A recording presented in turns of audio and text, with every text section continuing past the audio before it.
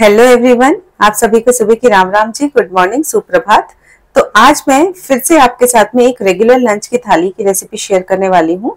इसमें जो सब्जी बना रही हूँ वो बैगन का भरता है। तो बैगन जिसे पसंद होता है ना, वो गजब का पसंद होता है, और जो नहीं खाता है वो बिल्कुल भी नहीं खाता।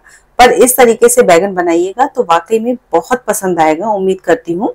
तो यहाँ पर सबसे पहले मैं दाल बनाने वाली हूँ। तो दाल के लिए एक कटोरी माफ कीजिएगा, अरहर की दाल, और एक चौथाई कटोरी मैंने चना दाल थी वो भिगो के रख दी थी। तो एक्चुअली दोनों भीगने के बाद काफी बड़े दाने हो गए, तो समझ में नहीं आ पा रहा होगा आपको, पर इसमें अरहर की दाल और चना दाल दोनों मिक्स है। लगभग आधा घंटे पहले भिगो दी थी, और पानी समेत ही मैंने इसको कुकर में डाल दिया है। साथ में एक टमाटर डाला है कट करके। आप चाहे तो अगर बच्चे नहीं खाते हैं तो इसको पीस के भी डाल सकते हैं। साथ में आधा चम्मच हल्दी पाउडर और नमक स्वादानुसार डाल देंगे। तो हल्दी ना उबलते समय ही डाल देते हैं ना, तो काफी अच्छा कलर आ जाता है दाल में।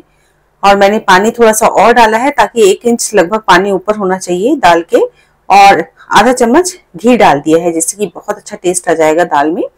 और ढक्कन लगा के 1 सीटी तेज पे और 1 सीटी धीमे पे लूंगी, क्योंकि मैंने इसको ना पहले ही भिगो दिया था। अब यहाँ पर मैंने फिर से सब्जी की दुकान लगा ली है। तो 2 बड़े साइज के बैगन लिए हैं, 4 टमाटर लिए हैं, साथ में प्याज लिया है, लहसुन लिया है और हरी मिर्च ली है। तो हरी के साथ लाल मिर्च भी ली है, वो क्यों ली मैं आगे आपको बताती हूँ। अब यहाँ पर मैंने कुकर को शिफ्ट किया दूसरे बर्नर पे, और साथ में 2 जालियां रख दी हैं, और बैगन ले लिया है। तो बैगन को ना हमेशा थोड़ा सा पटक, एक तो सॉफ्ट बैगन लेना है, खरीदते समय ध्यान दीजिएगा कि मतलब सख्त ना हो, एकदम से सॉफ्ट हो। और इस तरीके से पटक के उसका जो डंठल वाला पोर्शन होता है ना, उसको चीरना है, चीर के रखिए, तो वो चारों तरफ से बढ़िया से सिकता है बैगन, और पटकने से ना सॉफ्ट हो जाता है। और इस तरीके से ये देखिए, इसके डंठल को भी चीर देंगे, ताकि वो डंठल वाले पोर्शन तक भी ना बहुत अच्छे से सिक जाता है। तो मैंने दोनों जालियों पे रख दिया। मैं एक आलू भी सेकने के लिए रख रही हूँ, क्योंकि मेरे हस्बैंड को सिके आलू बहुत पसंद आते हैं। तो एक आलू भी मैं सेक दे रही हूँ। अक्सर जब भी मैं बैगन का भरता बनाती हूँ या टमाटर वगैरह भूनती हूँ, तो कोशिश करती हूँ मैं आलू भी उसमें रख दूं। और बैगन एक तरफ भुनते चले जा रहे हैं। और ये सामने जो छोटी सी जाली दिख रही है ना, ये मैंने किसी एक एग्जीबिशन से करीब 12-13 साल पहले ली थी। इतनी बढ़िया लगती है मेरे को जाली ये।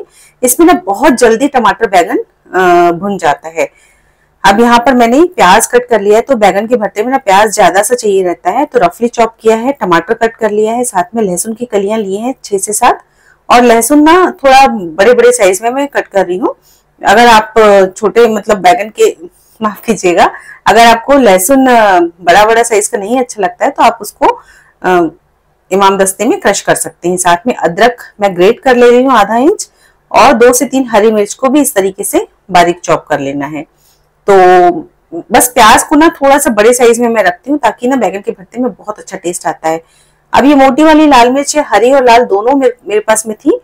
इसको मैं रफली चॉप कर ले रही हूँ। मतलब एक्चुअली एक एक मिर्च के ना 2-2 3-3 पीसेस कर लेंगे। और इसको ना दही वाली मिर्ची बनाएंगे, जो इतनी टेस्टी लगती है ना गाइस, जिसके कारण ना बहुत ज्यादा स्वादिष्ट हो जाता है खाना। तो उसको कट करने के बाद मैंने यहाँ पर आधा कटोरी दही लिया है। उसमें अच्छे से फेंटने के बाद आधा चम्मच हल्दी पाउडर, 1 चम्मच रेड चिली पाउडर, 1 चम्मच धनिया पाउडर, आधा चम्मच भुनी हुई सौंफ का पाउडर, और आधा चम्मच भुने हुए जीरे का पाउडर डालेंगे। अच्छे तरीके से सारी चीजों को मिक्स कर लेंगे। तो ध्यान दीजिएगा, दही में ना कोई भी गुठली नहीं बचनी चाहिए, अच्छे से इसको फेंट लेना है। तो ये काम हो गया, इसको साइड में रखेंगे। तब तक बैगन हमारे भून चुके थे। अब बहुत ठंडा नहीं होने देंगे बैगनों को, और थोड़े से गरम गरम में ही छील लेंगे, जिससे कि ना बहुत अच्छे से छिलका निकल जाता है।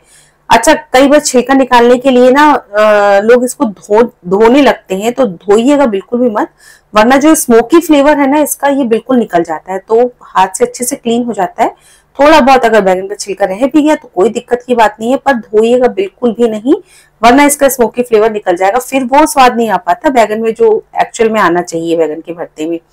तो यहाँ पर मैंने दोनों बैगनों को छील लेना है और डंठल वाला पोर्शन कट कर लेना है। अब यहाँ पर बैगन का भरता है, तो भाई इसको बहुत जरूरी है अच्छे से चेक करना। तो भून तो हमने लिया है, लेकिन अब सबसे ज्यादा डरावना हिस्सा यही होता है कि इसको चेक करना कि इसमें कीड़े तो नहीं है। तो लकीली मेरे दोनों बैगन में बिल्कुल भी कीड़े नहीं थे। मैंने इनको अच्छे से खोल के चेक कर लिया है।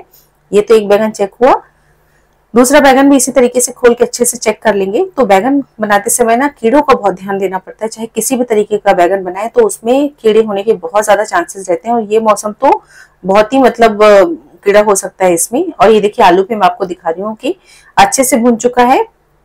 और अब बैगन को अच्छे तरीके से मैश कर लेंगे। तो ये ना बैगन देखिए कम बीजे वाला है, अच्छे से सॉफ्ट वाला बैगन लेंगे ना तो बीज बहुत कम होते हैं, अगर सख्त होगा बैगन तो बड़े बड़े बीज होते हैं। तो हमने सारी तैयारी कर ली है। अब चलिए फटाफट से हम भरता बनाते हैं। तो भरता बनाने के लिए कढ़ाई रखी है और बैगन का भरता ना सरसों के तेल में बहुत अच्छा बनता है। तो मैं तो सरसों के तेल में ही सजेस्ट करूंगी, लेकिन आप जो भी रिफाइंड ऑयल खाते हैं ना आप उसमें भी बना सकते हैं। तो कढ़ाई मैंने ली, कढ़ाई गर्म होने के लिए रखी है और इसमें लगभग 2 से 2.5 चम्मच मैंने सरसों का तेल डाला है। तेल को अच्छे से गर्म होने देंगे। आधा चम्मच मस्टर्ड सीड्स और आधा चम्मच जीरा डालेंगे। दोनों चीजों को अच्छे तरीके से तड़कने देंगे। साथ में 1/4 चम्मच हींग जरूर डालिएगा, इसका बहुत अच्छा फ्लेवर आता है। और सभी चीजें अच्छे से तड़क जाएंगी ना, तब यहाँ पर हमने जो लहसुन, अदरक और हरी मिर्च कट करके रखे हैं वो डाल देंगे। अच्छा, इसमें ना बहुत ज्यादा मसाले को भूनना नहीं रहता, मतलब मैं नहीं भूनती, इससे बहुत अच्छा टेस्ट आता है। बाकी देखिए सबका तरीका अलग अलग होता है, सभी बहुत अच्छे से बनाते हैं, पर मैं आज अपना तरीका आपके साथ में शेयर कर रही हूँ। तो इसमें लहसुन अदरक को मैंने नहीं भूना है बहुत ज्यादा। साथ में ये प्याज भी मैंने इसमें डाल दिया है और प्याज को भी ना ट्रांसलूसेंट होने तक ही भूनेंगे, बहुत ज्यादा फ्राई नहीं करेंगे, बहुत ज्यादा डार्क कलर का नहीं करेंगे। तो ये देखिए हल्का सा जब भुन चुका है, हल्का सा गुलाबीपन आया है, तभी इसमें मैंने कश्मीरी रेड चिली पाउडर आधा चम्मच, साथ में धनिया पाउडर आधा चम्मच और थोड़ी सी तीखी लाल मिर्च डाली है, क्योंकि हरी मिर्च हमने डाली थी तो तीखी लाल मिर्च की जरूरत नहीं है। इनको भी डाल के लगभग 1 मिनट तक मैंने भून लिया मसाले को धीमी आंच पे। अब सारे के सारे टमाटर डाल देंगे और नमक डाल देंगे ताकि टमाटर सॉफ्ट हो जाए। तो बैगन के भरते में ना टमाटर थोड़ा सा ज्यादा जाता है। और हल्दी पाउडर मैं इसमें नहीं डालती हूँ, अगर हल्दी पाउडर डालते हैं ना तो आप ऐड कर लीजिएगा। टमाटर जब अच्छे से सॉफ्ट हो जाए, तो 4 से 5 मिनट लगा मुझे टमाटर सॉफ्ट करने में, और उसके बाद इसमें मैंने सारे के सारे बैगन को डाल दिया है। और बैगन को डालने के बाद अब इसको थोड़ा सा हम पका लेंगे ताकि टमाटर और बैगन अच्छे से आपस में मिक्स हो जाए। तो ढक देंगे और ढक के लो टू मीडियम फ्लेम पर इसको पकने देंगे। तो इसको पकाना है थोड़ी देर तक। तो इसको दूसरे बर्नर में मैं शिफ्ट कर रही हूँ। और यहाँ पे चलिए फटाफट से दही वाली मिर्ची बनाते हैं। तो ये तो ना बना के आप रख लीजिए फ्रिज में, आराम से 3-4 दिन तक चल जाती है, बहुत टेस्टी लगती है। चाहे वो रोटी, पराठा हो, दाल चावल हो, सबके साथ में दही वाली मिर्ची अच्छी लगती है। तो यहाँ पर 2 चम्मच तेल डाला मैंने और 1/4 चम्मच कलौंजी, आधा चम्मच जीरा और आधा चम्मच हींग डाली है। तो कलौंजी बहुत ज्यादा मत डालिएगा, वरना क्या होता है कड़वापन आ जाता है। और इनको तड़कने के बाद में यहाँ पर मैंने मिर्च डाल दी है। तो देखिए लाल मिर्च के कारण ना कितना बढ़िया लुक आया है। अभी बहुत आ रही है मार्केट में, तो आप भी ला सकते हैं। नमक डाल देंगे और थोड़ा सा पानी के छींटे देंगे, लगभग 2 से 3 चम्मच पानी डालेंगे इसमें, जिससे कि ना मिर्ची फटाफट से सॉफ्ट हो जाए। तो बहुत ज्यादा पानी नहीं डालना है। और इसके बाद ना इसको ढक देंगे 1 मिनट और 2 से 3 मिनट तक इसको पकने देंगे धीमी आंच पे या लो टू मीडियम फ्लेम पर। और 2 से 3 मिनट के बाद मैंने ढक्कन को खोला तो मिर्चियां ना लगभग 50 to 60% तक कुक हो चुकी हैं। अब इसमें ये दही हम डाल देंगे, जो फिटा हुआ दही था उसको डाल देंगे। कटोरी में काफी सारा दही अभी भी लगा हुआ है, तो थोड़ा सा 2 से 3 चम्मच में पानी डाला और इसको भी डाल देंगे। और दही डालने के बाद ना बिल्कुल लगातार इसको चलाते रहना है जब तक कि इसमें एक बॉयल ना आ जाए। तो यहाँ पर ये देखिए बॉयल आ चुका है और दही पतला भी हो गया है, गर्म होने के कारण पानी छोड़ दिया है इसने। तो अब इसको थोड़ी देर हमको पकाना है ताकि मिर्चियां और दही आपस में अच्छे से मिक्स हो जाएं और बढ़िया से दही वाली मिर्ची बने। तो ढक के मैंने इसको पका लिया लगभग 3 से 4 मिनट तक। और ये देखिए कितना बढ़िया हमारी दही वाली मिर्ची बनकर तैयार हो चुकी है, बहुत परफेक्ट लगती है, कलर भी बहुत ही अच्छा आया है। इसके कारण ना खाने का स्वाद बहुत नेक्स्ट लेवल पे पहुंच जाता है। तो मिर्ची हमारी बन चुकी है। तब तक यहाँ पर देखिए भरता भी बहुत अच्छे तरीके से बन चुका है। एंड में डालेंगे इसमें गरम मसाला आधा चम्मच और कटी हुई धनिया पत्ती। तो मुझे काफी अच्छी धनिया पत्ती मिल गई थी, बारिश में यूजुअली मिलती नहीं है अच्छी धनिया पत्ती, तो मैं लेके आई थी और इसको अच्छे से वॉश करके मैंने कट करके डाल दिया है। ये हमारा शानदार बैगन का भरता बनकर तैयार हो चुका है। और बस खाने की हमारी लगभग तैयारी हो चुकी है। बस अब एक दाल में तड़का लगाना बचा है, उसको भी चलिए फटाफट से लगाते हैं। तो इसको भी एक साइड में रखेंगे और यहाँ पर इस बर्नर में शिफ्ट करेंगे दाल को।